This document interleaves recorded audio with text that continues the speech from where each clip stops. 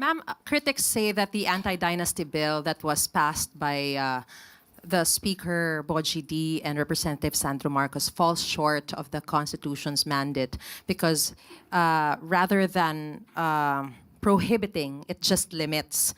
So how does the President respond to these concerns that this version may actually legitimize and not curb political dynasties? Kaya nga po hindi dapat minamadali ang pagsasagawa ng batas.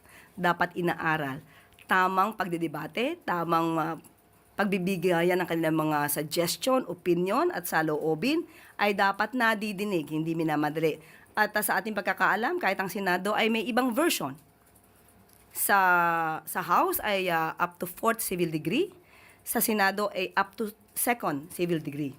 So mas maganda po na maayos ito, hindi dapat madaliin, para pag ito ay naipasa, walang loopholes, walang gray area.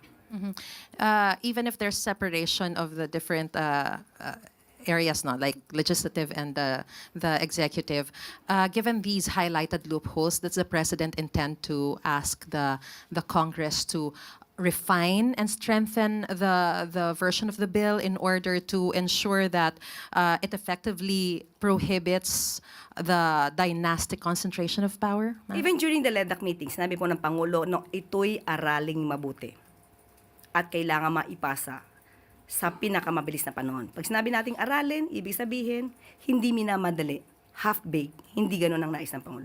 Dapat maayos at mapapakinabangan at magagamit at magiging kapakinig-pakinabang sa ating kababayan.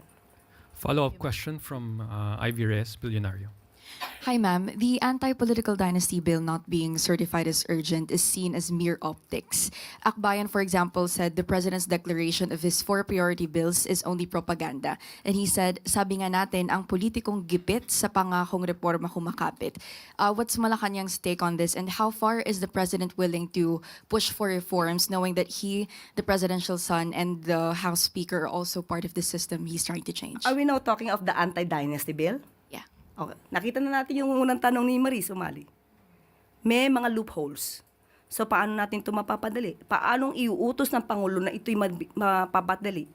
Kung may mga issues na dapat nalinisin, may mga issues na dapat maayos. So, ang pagpapautos ba or rather request na araling mabuti bago magsagawa at maipasa ang batas na ito ay pang-optics lang? Hindi ba ang nais natin ay magandang batas? Hindi minamadali. Ang pagmamadali sa paggawa ng batas pero kulang, yan po ang para sa optics lang.